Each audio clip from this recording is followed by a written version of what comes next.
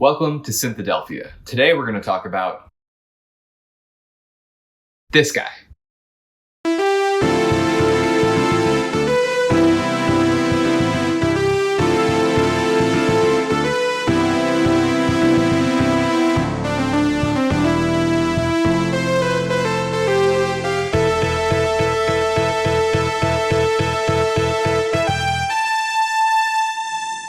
This is the Doremidi MPC-10.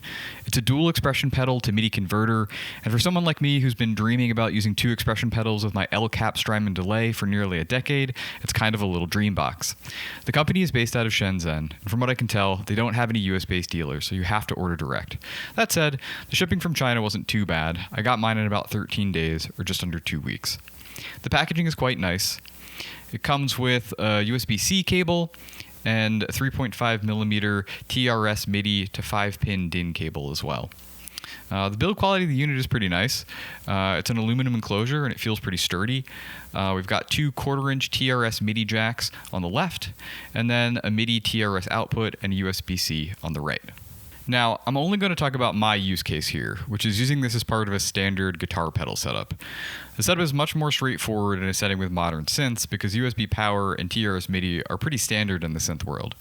If you've messed around in the world of guitar pedal Midi, you'll know that the standards have kind of gone out the window.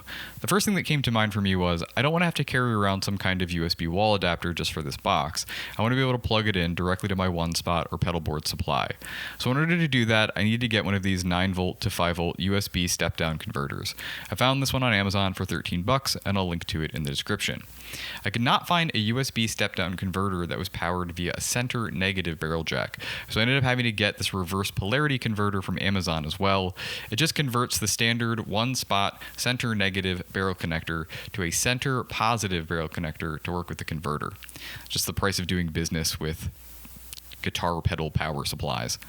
Lastly, I needed something to convert from an 1/8-inch TRS Midi to 1/4-inch TRS Midi, but as I mentioned before, the TRS Midi standard by vendor is all over the place in the pedal world. I didn't want to risk just getting a stereo 1/8-inch to 1/4-inch converter and end up having it not work. The MPC-10 already comes with a TRS to DIN converter, so I thought I might do better to get something direct from Strymon that converts DIN Midi to 1/4-inch TRS. Unfortunately, the only thing they sell is this extremely overpriced optocouple cable. I thought about trying to DIY it, but in the end, I just paid up not to deal with the headache. This ended up being a better investment in the end. I did test a number of different setups before making the video, and I found that while the optocoupled cable is super expensive, it does prevent USB power switching noise from getting into the audio path when it's hooked up. So I guess that's the price of living with dual MIDI expression pedal dream, at least with Strymon gear. Now, the next thing I'll do is show you how I have it all hooked up. I have a standard Pedal Train Metro 24 board, and both the USB step-down converter and MPC-10 are small enough that they fit underneath the board with Velcro. On the left, you can see I have a 5-pin DIN to 1/8-inch converter cable, the one that came with the unit, plugged into the Strymon opto-coupled 5-pin DIN to 1/4-inch cable. And the 1/4-inch part is running up through the slat in the top of the board and plugged into the pedal.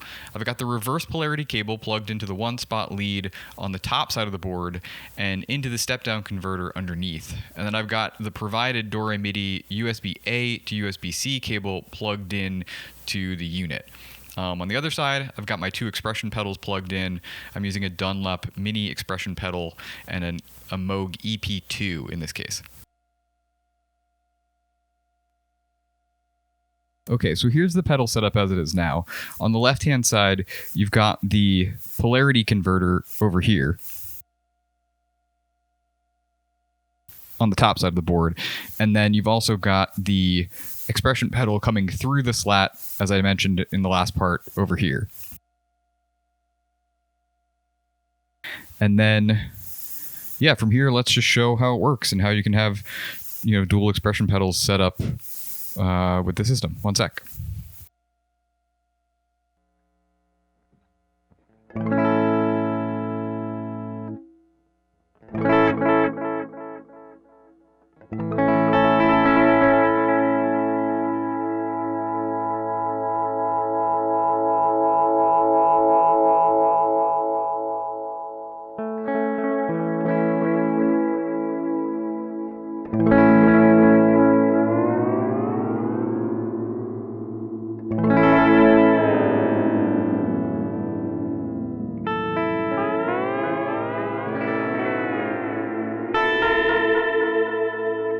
So if you've messed around with MIDI gear before, you're probably like, well, the wiring stuff, it's all well and good, but how do I know that the CC values that I want to control on my pedal are going to be available in the software for this device?